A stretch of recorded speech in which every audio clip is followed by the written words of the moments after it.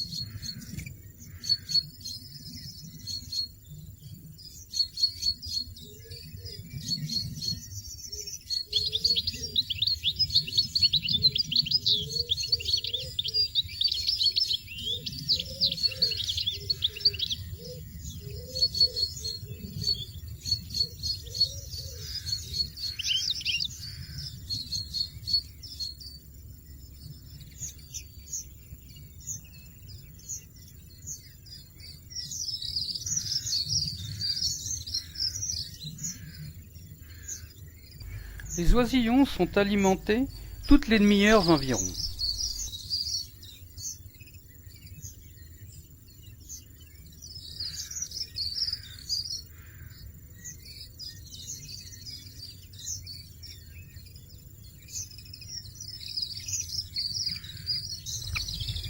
Bien que l'oiseau soit granivore, la bouillie blanchâtre régurgitée pour les petits en bas âge est largement constituée d'origine animale, telles que chenilles, pucerons et larves diverses.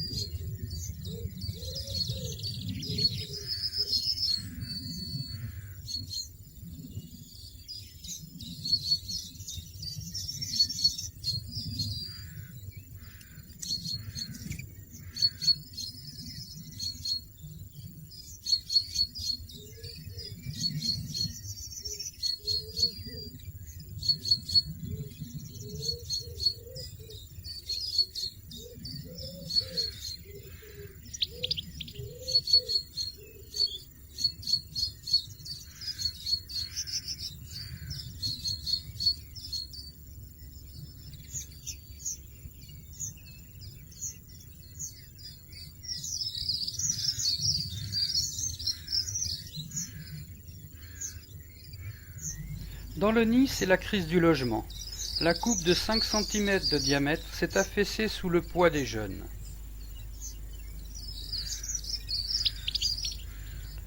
De plus, suite à l'orage d'hier, l'un d'eux a disparu. Ces pertes sont fréquentes chez le chardonneret, car son nid, le plus souvent construit en bout de branche, est soumis aux rafales de vent.